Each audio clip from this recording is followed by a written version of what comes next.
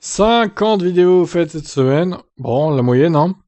De Méo, si l'électrification ne prend pas ou met trop de temps à prendre, on a un plan B. Sûrement l'hydrogène. Ou l'hybrido rechargeable. Selon Consumer Reports, la Model 3 n'est plus la meilleure voiture électrique du monde. Après, ça vaut ce que ça vaut, hein. Lucid Air, petit comparatif de recharge sur une borne 150 kW et sur une borne 350 kW. Donc là, c'est la courbe de puissance, tout simplement, qui est analysée dans cet article. Bon, la Lucid Air, hein, qui va mettre un peu de temps à venir en France, je pense. Hummer GMC EV, la démesure américaine anti-écologique. 4 tonnes, hein, grosse bébête hein, quand même. Hein. La Genesis GV60 EV devrait arriver en Europe d'ici fin 2022, à un prix sûrement stratosphérique. Officiel, l'Europe va autoriser la conduite autonome de niveau 3 dès juillet 2022, mais avec des restrictions drastiques, comme 60 km/h maximum. Génial, très utile, hein. Surtout sur des voies avec un terre-plein central, donc c'est des voies où tu peux rouler à 110, 130 quoi, en général. Un peu dommage de prendre le risque de rouler à 60 pour pouvoir l'utiliser, quoi. Ça n'a aucun sens. Nissan va fabriquer de nouveaux modèles électriques aux USA. Il est temps de se relancer. Moss Landing, le plus gros pack de batteries lithium au monde, fait face à de multiples incendies, qui seraient causés par le système de sécurité des incendies, justement, qui provoque des courts-circuits. C'est un comble. La KBA allemande veut mettre des bâtons dans les roues de l'autopilote Tesla. Aïe aïe aïe, décidément les Allemands ils sont pas très potes avec Tesla hein, quand même. La Ford Puma électrique arriverait en 2025. Un peu tard, mais bon, vaut mieux tard que jamais, comme on dit. Tesla va prochainement accepter le Dogecoin sur ses superchargeurs. Est-il temps d'investir dans le Dogecoin? Je vous pose la question. Incroyable. Va-t-on devenir millionnaire avec le Dogecoin? On sait jamais, hein. Sur un malentendu, ça passe. Vinci Autoroute annonce de nouvelles implantations de bornes rapides. Il y aura du EasyVia dans l'eau. Attention, attention. La France et l'Allemagne veulent repousser l'interdiction du thermique en Europe à 2040. Ah oui, l'Allemagne qui veut compter sur les moteurs thermiques. Et la France aussi, du coup. On va reparler d'Allemagne tout à l'heure, enfin, plus tard dans la vidéo, du coup. Renault pourrait faire passer son mythique Scénic à l'électrique. Eh ben, pourquoi pas. Ça ferait un monospace électrique, du coup. Bid Yuan Plus, un SUV compact chinois qui pourrait faire mal à la concurrence. Le jour où il sortira en Europe. Eh ben oui, parce que pour l'instant, Bide, ça reste cantonné en Chine. BMW i5, 3 versions à prévoir pour la grande berline électrique. Ensuite, batterie révolutionnaire de la semaine, du magnésium pour remplacer le lithium. Encore une nouvelle fameuse batterie de folie. Le Kia Niro Rostier dévoile son autonomie officielle, donc 463 km, 8 km de plus que l'actuel, ce qui est pas révolutionnaire. Une vieille mini rétrofitée avec un moteur de Tesla. Ça dépote ce genre d'engin. Ils ont réussi à contenir le poids en plus. Je vous invite à regarder la vidéo pour plus de détails. Musk annonce l'intégration prochaine de Steam dans les Tesla.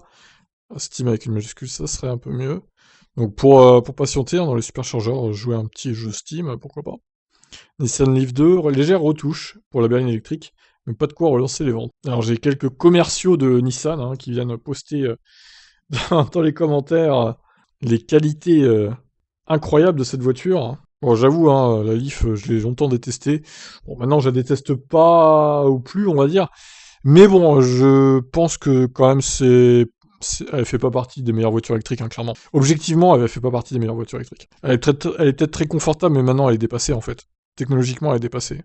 Après, ça veut pas dire que c'est une voiture à jeter à la poubelle non plus, hein, je dis pas ça, mais si vous voulez acheter une voiture électrique en 2022, n'achetez pas une Leaf, clairement. Prenez autre chose. Saïk S7, le SUV coupé massif bientôt en Europe. Sous le nom de MG, sûrement. Tesla Semi, un brevet avec des pneus qui pourraient se gonfler tout seul. C'est pratique pour les crevaisons, loin de ça. Je sais pas trop comment ça marche, par contre. Mercedes dévoile son EQB, version traction, 7 places, plus accessible, enfin moins cher, moins hors de prix, on va dire. Même si ça reste assez quand même onéreux. MG tease une compacte électrique prévue pour fin 2022. À voir. Une nouvelle plainte contre la Gigafactory de Berlin sera jugée début mars. Donc les écologistes, le retour. Volkswagen ID.Life, le concept sera revu en profondeur pour la future ID.2. Puisque le concept ID.Life n'avait pas trop plu. Les annonces le bon camp, moi il n'y avait pas trop de trucs intéressants. Bon, on m'a dit, le mec avec le Kia Niro que j'ai mis en miniature, bon il répond pas, donc sûrement une arnaque. Méfiez-vous. GM va lancer ses Chevrolet Bolt en Corée du Sud. Bah il est temps, hein, 3 ans après. Tesla suspend son projet de deuxième Gigafactory en Europe, apparemment. Ce serait plus en Chine qu'elle verrait le jour, cette usine. Stellantis dévoile sa feuille de route 2022-2023, avec pas mal de VE à prévoir. Cupra annonce 2 nouveaux modèles électriques pour 2024 et 2025, dont la fameuse Cupra Rebelle Urban. On a hâte de voir ça. Une mine de lithium géante en Ukraine, bientôt aux mains des Russes. Et oui, vous n'êtes pas sans savoir qu'il y a un conflit en cours entre la Russie et l'Ukraine, et bientôt sûrement d'autres pays. Tesla va construire donc une deuxième gigafactory en Chine, voilà, pas en Europe. La SEC va enquêter sur un possible délit d'initié entre Musk et son frère Kimball. Bientôt 1000 km d'autonomie pour certains modèles électriques chez Nissan. Ce sera en préparation avec Envision.